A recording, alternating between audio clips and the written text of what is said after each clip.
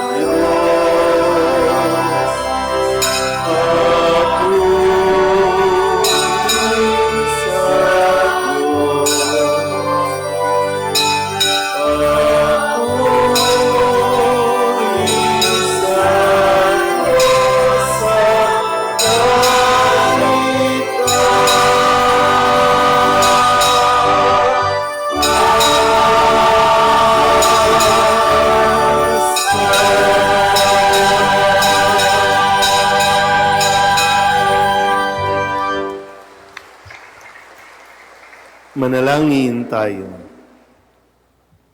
Ama naming makapangyarihan, niloob mong ang iyong salita na ibinalita ng anghel ay maging taong totoo sa sinapupunan ng mahal na Birhen. Ipagkaloob mong kaming sumasampalatayang siya'y ina ng Diyos, ay matulungan niyang dumalangin sa iyo sa pamamagitan ni Jesucristo kasama ng Espiritu Santo magpasawalang hanggan. Amen.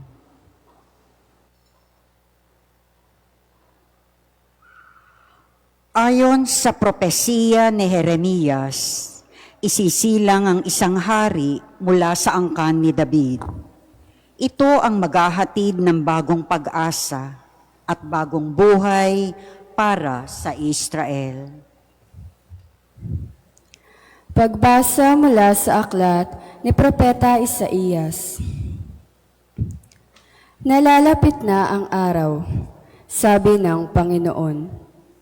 Napasisibulin ko mula sa lahi ni David ang isang sangang matuwid, isang hari na buong karunungang maghahari. Paiiralin niya sa buong lupain ang batas at katarungan. Magiging matawassay ang Huda sa panahon ng kanyang pamamahala, at ang Israel ay mapayapang mamumuhay. Ito ang pangalang itatawag sa kanya. Ang Panginoon ay matuwid. Sinasabi ng Panginoon, darating nga ang panahon na ang mga tao'y di na manunumpa ng ganito. Nariya't buhay ang Panginoong nagpalaya sa Israel mula sa Ehipto. Sa halip, sasabihin nila, saksi ko ang Panginoon na nagpalaya sa mga Israelita mula sa lupain sa hilaga at sa lahat ng lupaing pinagtapunan ko sa kanila. Babalik sila sa sariling lupa at doon muling mamumuhay. Ang salita ng Diyos. Salamat sa Diyos.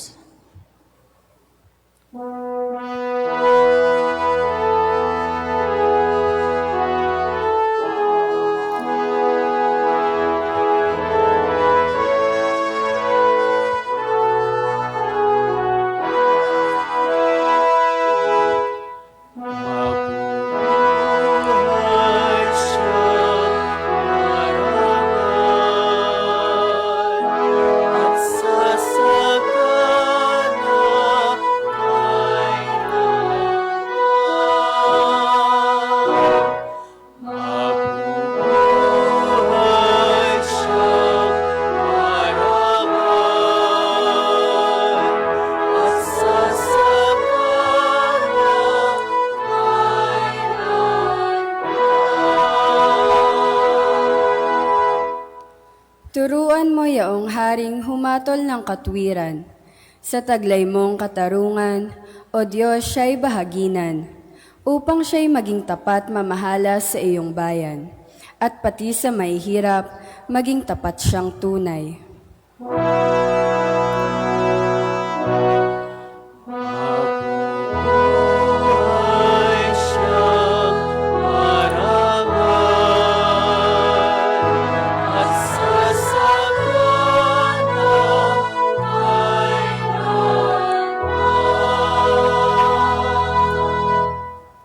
Kanya namang ililigtas ang sino mang tumatawag, lalo yaong nalimot ng mga taong may hirap.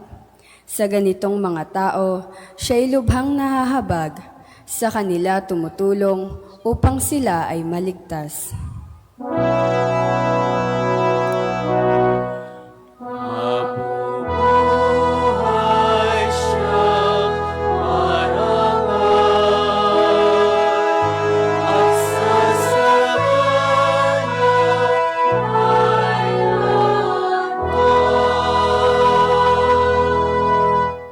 Ang poong Diyos ng Israel, purihin ang taong madla, ang kahangahangang bagay tanging siya ang may gawa.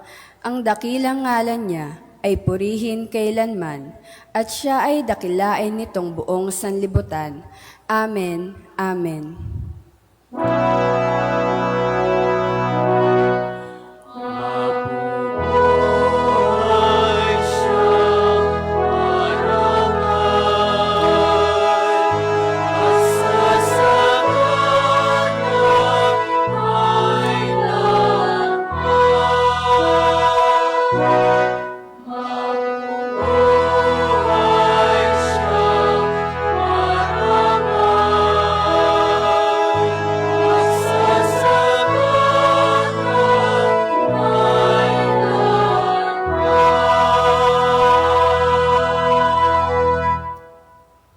Magsitayo ang lahat.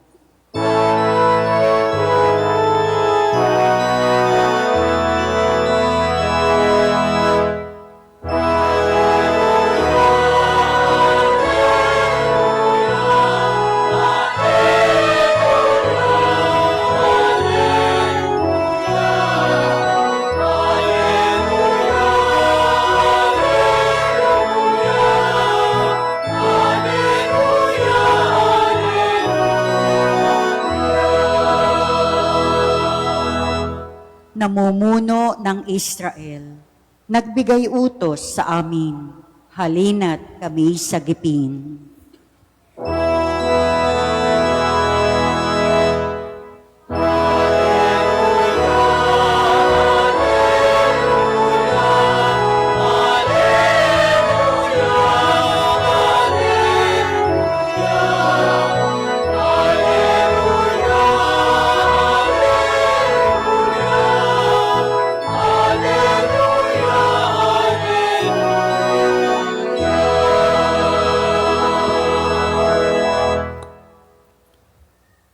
Sumainyo ang Panginoon. At sumainyo rin. Ang mabuting balita ng Panginoon ayon kay San Mateo. Papuri sa iyo, Panginoon.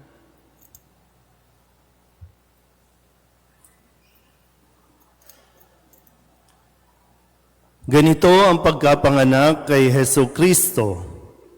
Si Maria na kanyang ina at si Jose na nakatakda ng pakasal. Ngunit bago sila nakasal, si Maria'y natagpuang nagdadalang tao. Ito'y sa pamamagitan ng Espiritu Santo.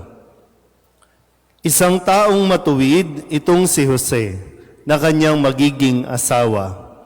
Ngunit ayaw niyang mapahiya si Maria, kaya ipinasya niyang hiwalayan ito ng lihim. Samantalang iniisip ni Jose ito, nagpakita sa kanya sa panaginip ang isang anghel ng Panginoon.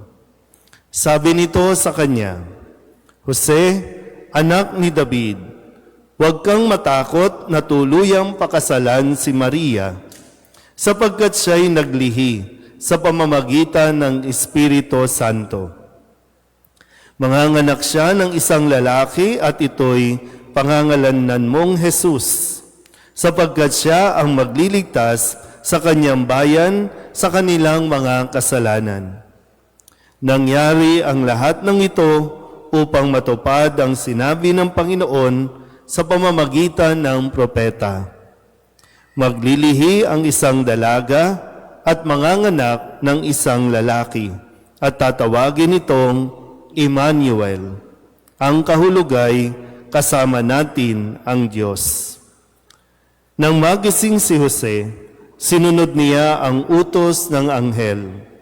Pinakasalan niya si Maria, ngunit hindi ginalaw ni Jose si Maria hanggang sa maipanganak nito ang isang sanggol na lalaki na pinangalanan nga niyang Jesus.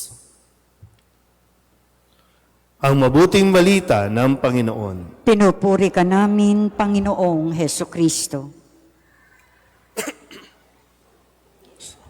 Isang magandang gabi po sa inyong lahat. Palapakan natin ang Panginoon.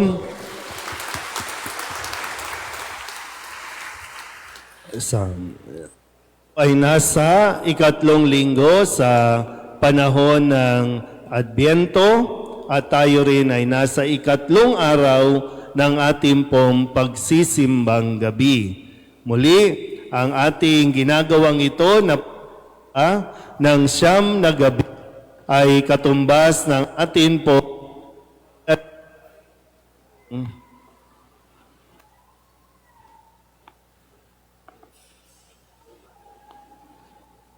sayang, magtatanong sana ako eh.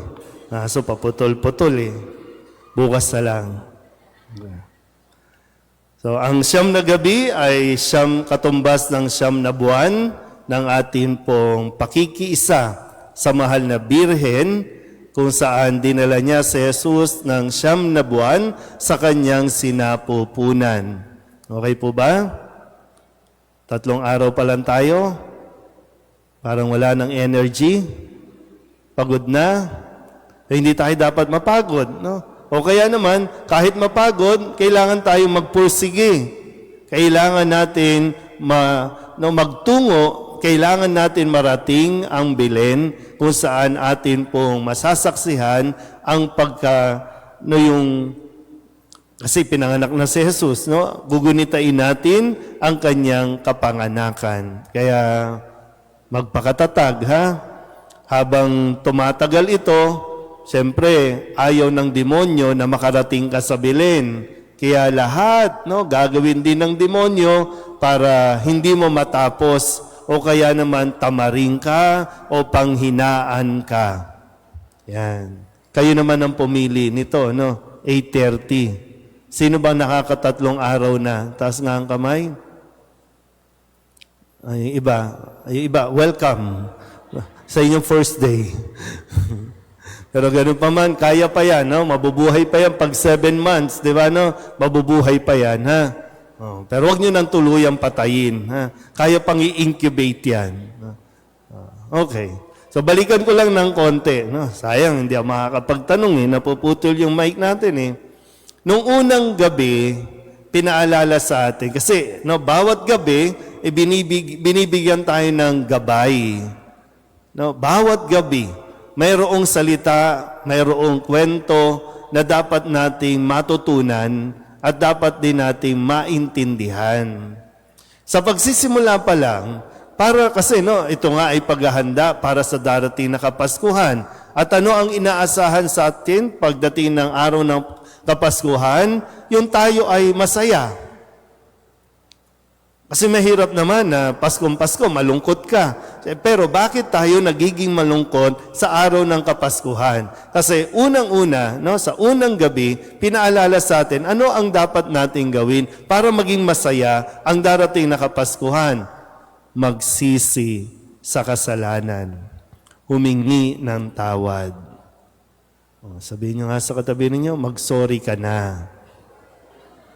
Kasi diba, pag hindi kayo nag-sorry, hindi kayo bati. Pag hindi kayo bati, anong saysay na magsasalo-salo kayo? Mag-aaway-aaway lang din kayo ulit. E di wag ka na munang bumili ng bagong damit, wag ka na munang bumili ng masasarap na pagkain kasi mawawala ng saysay yan. So, kaya nga ihanda mo ang sarili mo, ihanda natin ang sarili natin.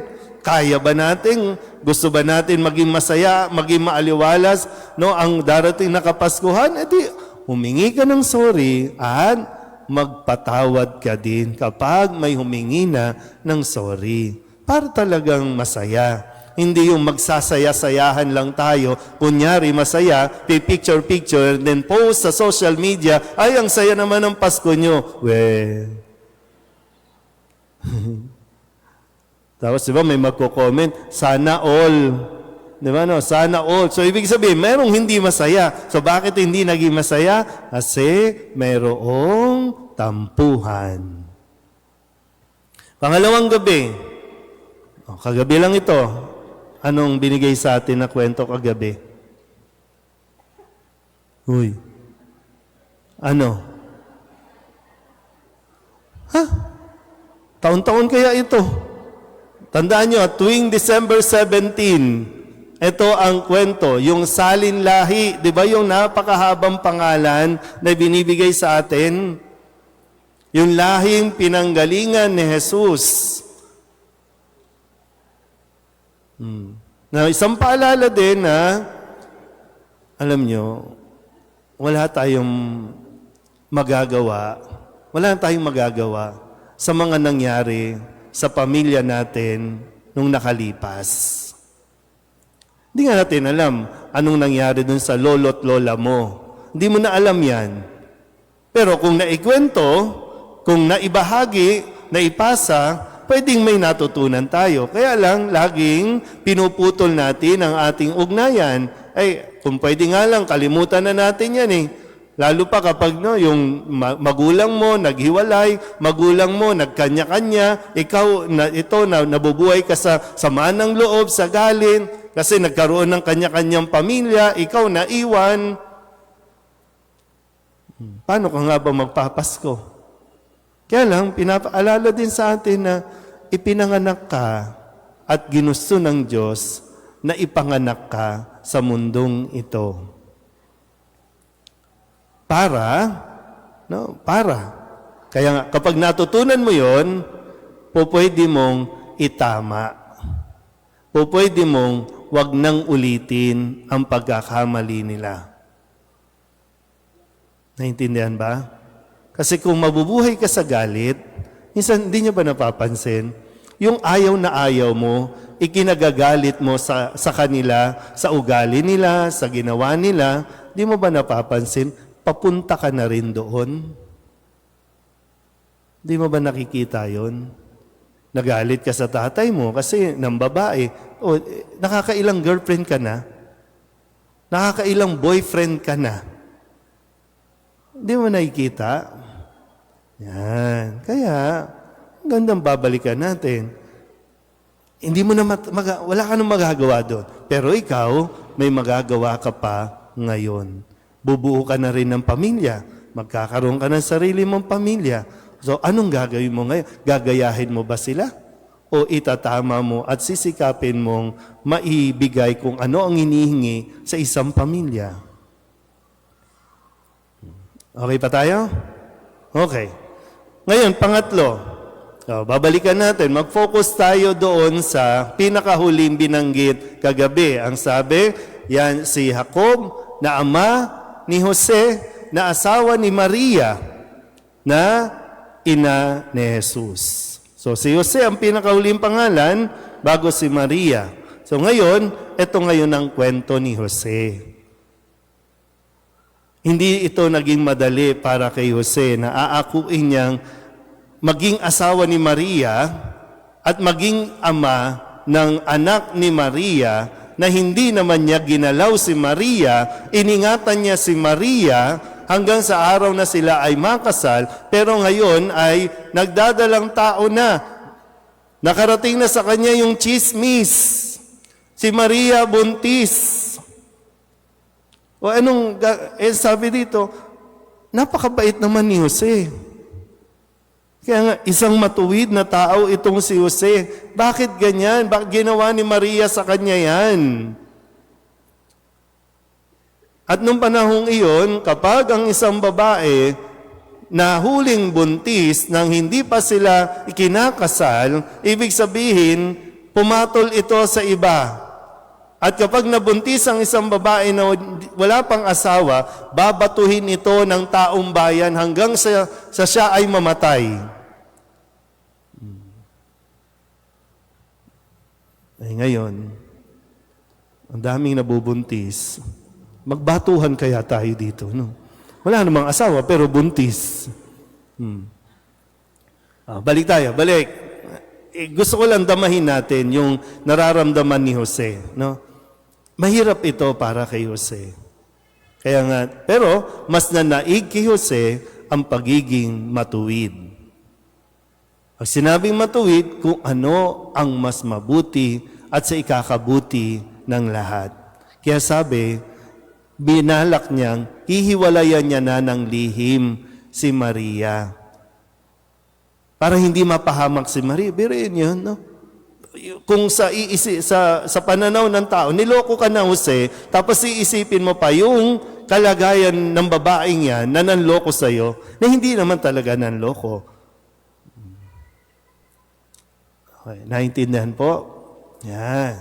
Okay, ngayon, itong si Jose, tahimik, na tumahimik, na lumayo, nag-iisip, at nakatulong.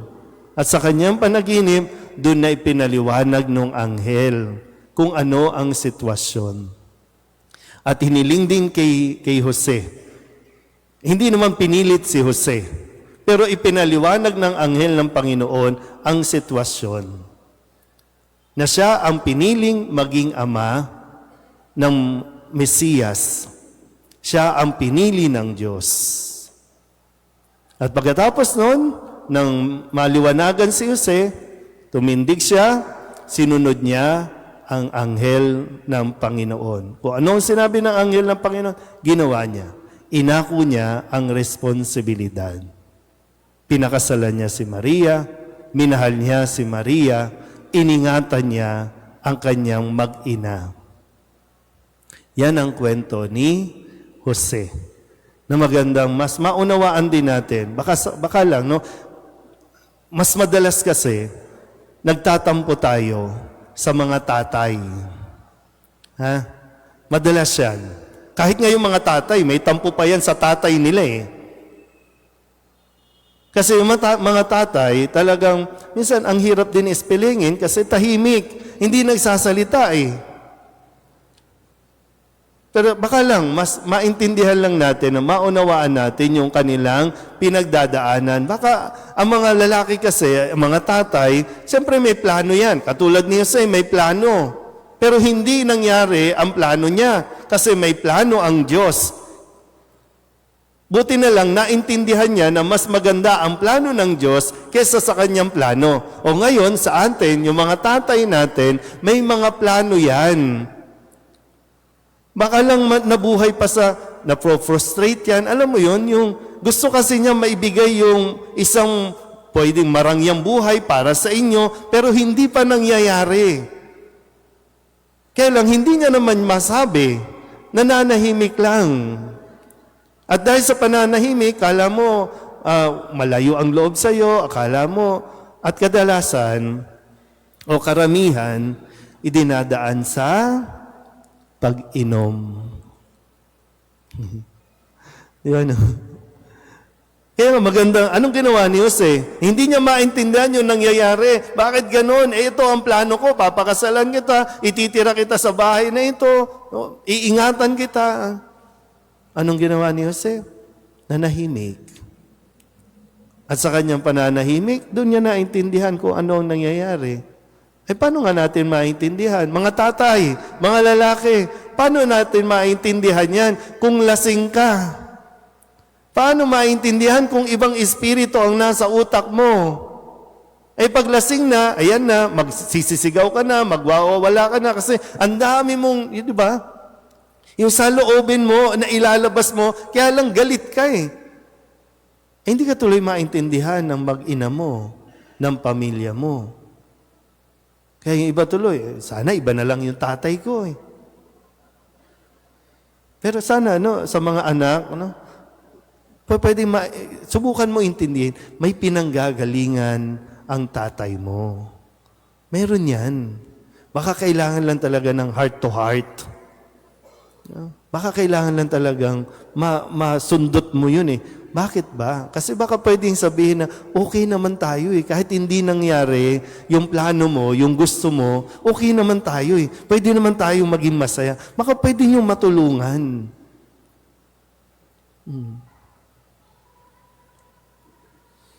Ay. Yan o. Ibang mga tatay, pag nasa abroad, nag-abroad yan, di ba? No? Nag-abroad yan para sa inyo.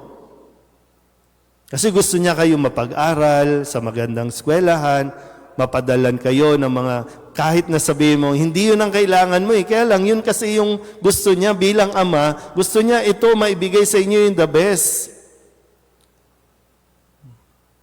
Yan, dahil medyo mas nangibabaw yung tampo, yung nagkaroon ng pagkukulang, ayun, nagkaroon ng ibang pamilya sa abroad.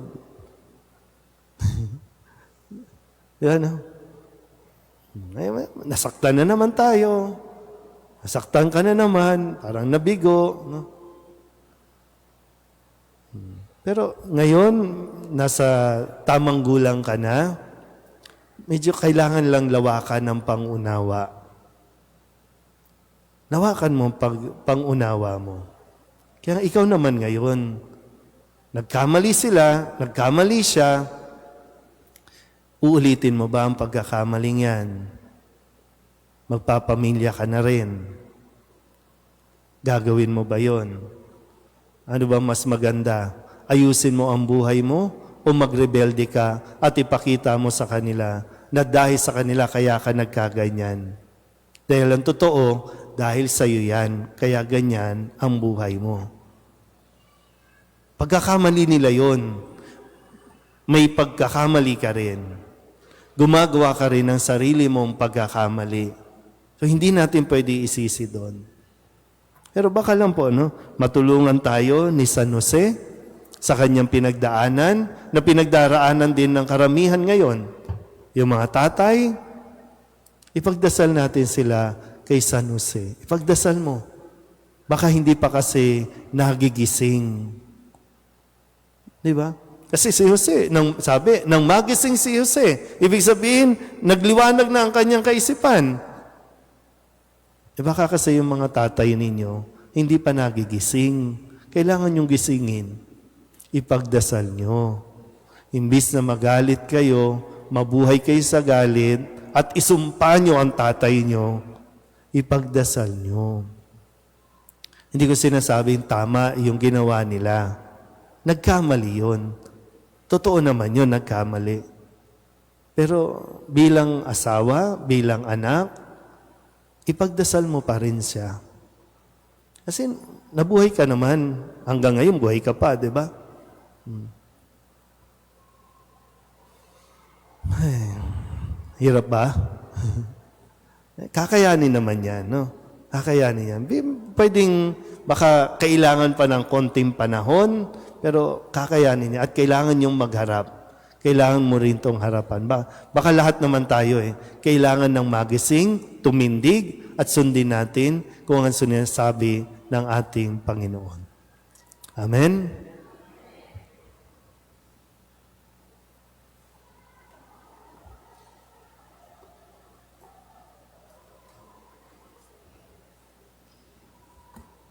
Tumayo po ang lahat.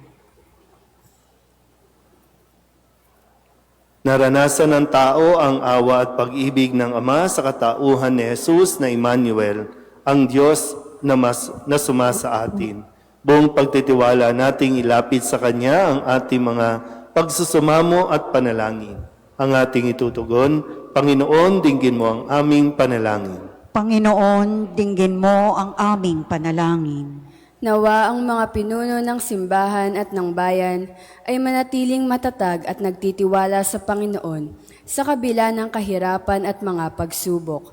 Manalangin tayo sa Panginoon. Panginoon, dinggin mo ang aming panalangin. Nawa ang mga ama ng bawat pamilya ay maging katulad ni San Jose na matuwid, nangalaga kay Maria at naging bukas sa kalooban ng Diyos. Manalangin tayo sa Panginoon. Panginoon, dinggin mo ang aming panalangin. Nawa ang mga kabataan ay matuto sa halimbawang ipinakita ni na Maria at Jose na kumilala kay Jesus bilang sentro ng kanilang buhay. Manalangin tayo sa Panginoon. Panginoon, dinggin mo ang aming panalangin. Nawa maibsan ang kalungkutan ng mga Pilipinong malayo sa kanilang tahanan at pamilya ngayong Pasko. Sa tulong ng mga panalangin at pagmamahal ng kanilang mga mahal sa buhay. Manalangin tayo sa Panginoon. Panginoon, dinggin mo ang aming panalangin. Nawa sa pagsapit ng Pasko ay maranasan namin ang kapayapaan, pagkandili at kasiyahan na dulot ni Jesus, ang aming manliligtas at Emmanuel. Manalangin tayo sa Panginoon. Panginoon, dinggin mo ang aming panalangin. Idulog din natin sa Panginoon ang ating mga personal na kahilingan at mga panalangin para sa ating mga pamilya, kasama din ang mga kahilingan ng mga nanonood sa online. Lahat ng mga misang pasasalamat, special na intensyon, agarang paggaling ng mga may sakit, tang lahat ng mga kaluluwa na inihiling na ipagdasal sa misang ito. Ang lahat ng ito inihiling namin sa ngalan ni Kristong aming Panginoon. Amen.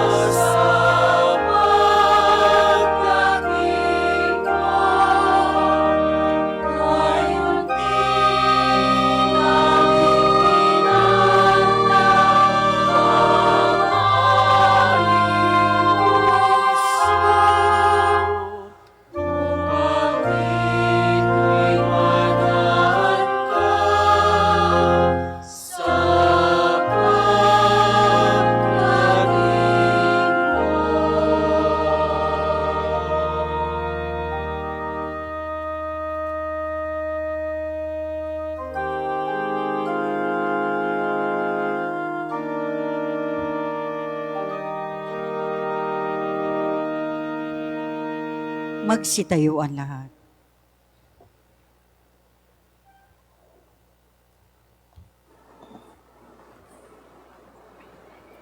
Manalangin kayo mga kapatid upang paghahain natin ang kalugdan ng Diyos sa mga makapangyarihan. Tanggapin nawa ng Panginoon itong paghahain sa iyong mga kamay, sa kapurihan niya at karangalan, sa ating kapakinabangan, at sa buong sambayanan niyang banal. Ama naming lumikha, ang mga alay naming nakahain sa iyong dambana ay pabanalin nawa ng paglukob ng banal na Espiritu na pumuspos sa sinapupunan ng mahal na Birheng Maria upang magdalang tao at magsilang sa iyong anak na siyang namamagitan magpasawalang hanggan. Amen. Sumainyo ang Panginoon. At sumainyo rin. Itaas sa Diyos ang inyong puso at diwa. Itinaas na namin sa Panginoon. Pasalamatan natin ang Panginoong ating Diyos. Marapat na siya ay pasalamatan. Ama naming makapangyarihan, tunay nga marapat na ikaw ay aming pasalamatan sa pamamagitan ni Hesu Kristo na aming Panginoon. Ang pagsusugo mo sa Kanya ay ipinahayag ng lahat ng mga propeta.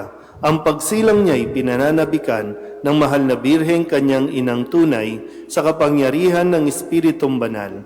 Ang pagdating niya ay inilahad ni San Juan Bautista sa kanyang pagbibinyag. Ngayong pinaghahandaan namin ng maligayang araw ng kanyang pagsilang, kami nananabik at nananalangin lubos na makaharap sa kanyang kadakilaan. Kaya kaysa ng mga anghel na nagsisiawid ng papuri sa iyo, nang walang humpay sa kalangitan, kami nagbubunyi sa iyong kadakilaan.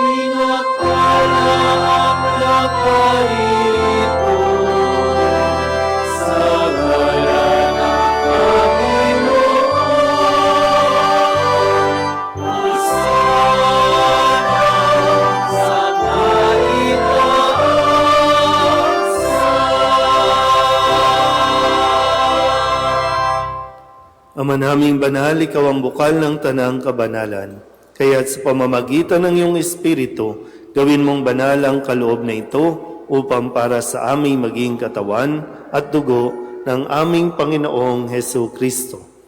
Bago niya pinagtiis ang kusang loob na maging handog, inawakan niya ang tinapay, pinasalamatan kaniya, pinaghati-hati niya iyon, iniabot sa kanyang mga alagad at sinabi, "Tanggapin ninyong lahat ito at kanin, ito ang aking katawan na iahandog para sa inyo."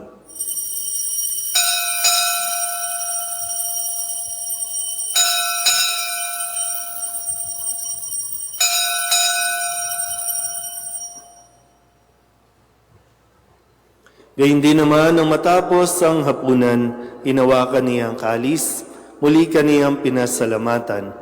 Iniabot niya ang kalis sa kanyang mga alagad at sinabi, "Tanggapin ninyong lahat ito at inumin.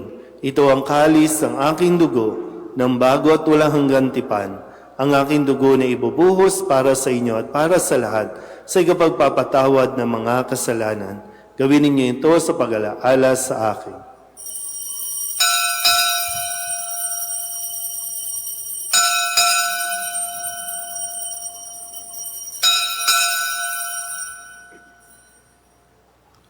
Ipagbunyi natin ang misteryo ng pananampalataya.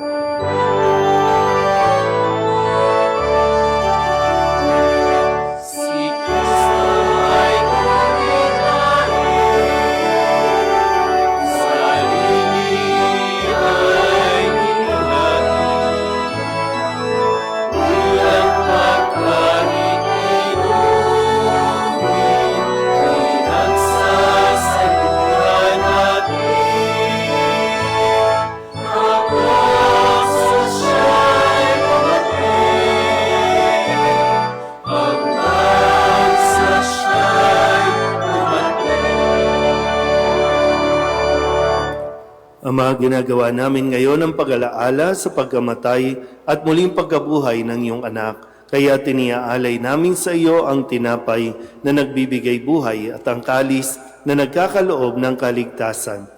Kami nagpapasalamat dahil kami iyong minarapat na tumayo sa harap mo para maglingkod sa iyo. Isinasamo namin kami magsasalo-salo sa katawan at dugo ni Kristo ay mabuklod sa pagkakaisa sa pamamagitan ng Espiritu Santo. Ama, lingapin mo ang iyong simbahang laganap sa buong daigdig. Puspusin mo kami sa pag-ibig kay San Francisco na aming Papa at ni Jose na aming Obispo at ng Tanang Kaparian. Alalahanin mo rin ang mga kapatid naming nahimlay na may pag-asang sila'y muling mabubuhay, gayon din ang lahat ng mga pumanaw. Kawaan mo sila at patuloyin sa iyong kaliwanagan. Kawaan mo at pagindapating kaming lahat na makasalo sa iyong buhay na walang wakas. Kaysa ng mahal na Birhen Maria na Ina ng Diyos, ng kanyang kabiyak ng pusong si San Jose. Kaysa ng mga apostol at ng lahat ng mga banal na namuhay dito sa daigdig ng kalugod-lugod sa iyo, may pagdiwang nawa namin ang papupuri sa ikararangal mo sa pamamagitan ng iyong anak na aming Panginoong Hesus Kristo.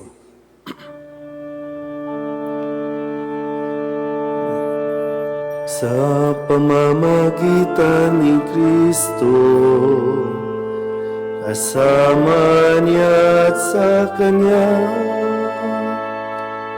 ang lahat ng parangal at papuri ay sa iyo, Diyos Amang makapangyarihan, kasama ng Espiritu Santo, magpasawalang hanggan.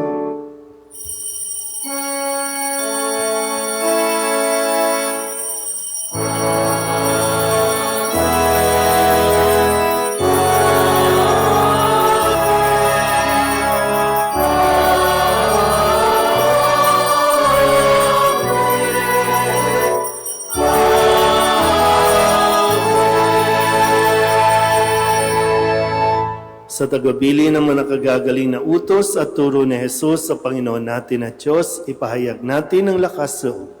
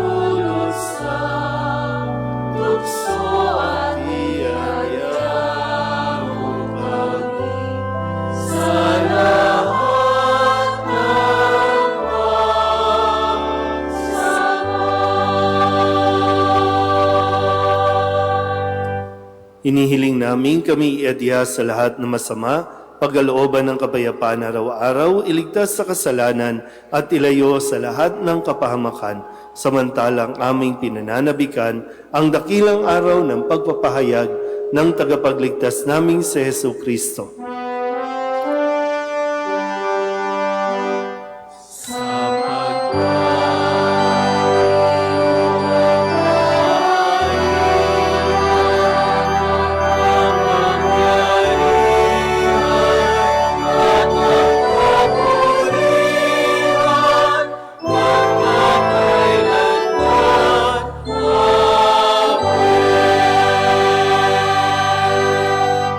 Panginoong Hesu Kristo, sinabi mo sa iyong mga apostol, kapayapaan ang iniiwan ko sa inyo, ang aking kapayapaan ang binibigay ko sa inyo. Tunghayin mo ang aming pananampalataya at huwag ang aming mga pagkakasala. Pagkalooban mo kami ng kapayapaan at pagkakaisa ayon sa iyong kalooban, kasama ng Espiritu Santo, magpasawalang hanggan. Amen. Ang kapayapaan ng Panginoon ay laging sumainyo. At sumainyo rin. Bigayan po tayo ng kapayapaan sa isa't isa.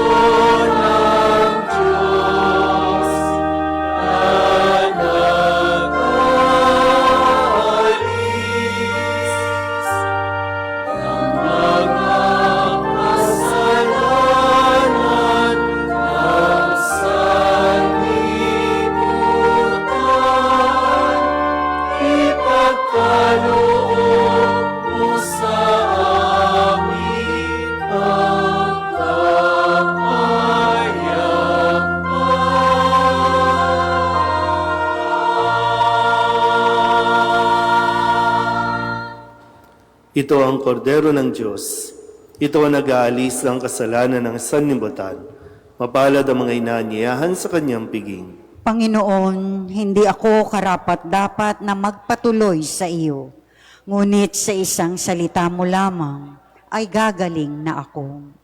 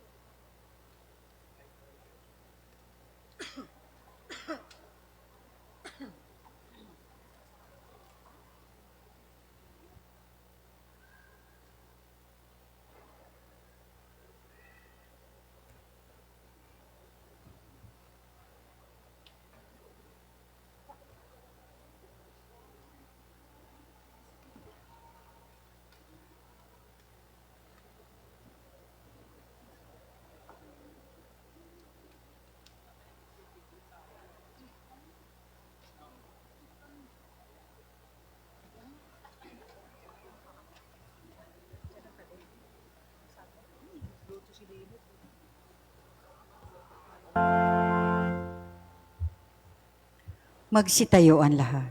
Manalangin tayo. Ama naming mapagmahal, sa aming pagsasalo sa banal na hain, lagi nawa naming madama ang iyong kagandahang loob upang kami magkamit ng kaligtasan, pakundangan sa pagkakatawang tao ng iyong anak, ngayong aming ginugunita ang kanyang ina, sa pamamagitan din ni Jesucristo, kasama ng Espiritu Santo, magpasawalang hanggan. Amen. Meron na po ba kayong mga kalendaryo sa bahay? Baka naman gusto nyong mag-uwi ng kalendaryo. Para yung kalendaryo natin, nandun yung ating patron, si San Jose. Okay po ba? Kaysa naman yung mga kalendaryo nyo, Tanway, Emperador. At least, pag dumuta ka dininan mo yung wall mo, at least santo yung nando doon, hindi yung mga alak, hindi yung mga model, mga sexy model na nando doon.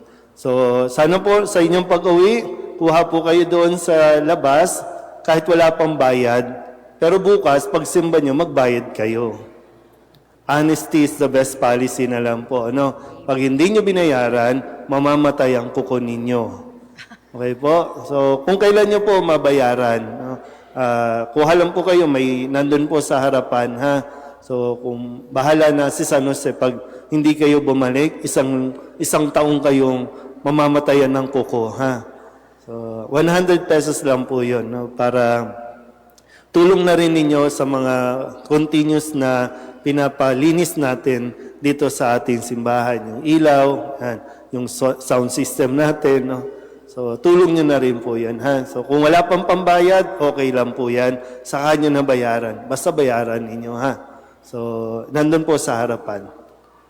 Sumainyo ang Panginoon. At sumainyo rin. At pagpalain kayo ng makapangyarihang Diyos, Ama at Anak at Espiritu Santo. Amen. Tapos sa banal na misa, humayo tayo sa kapayapaan ni Kristo. Salamat sa Diyos. Magandang gabi po.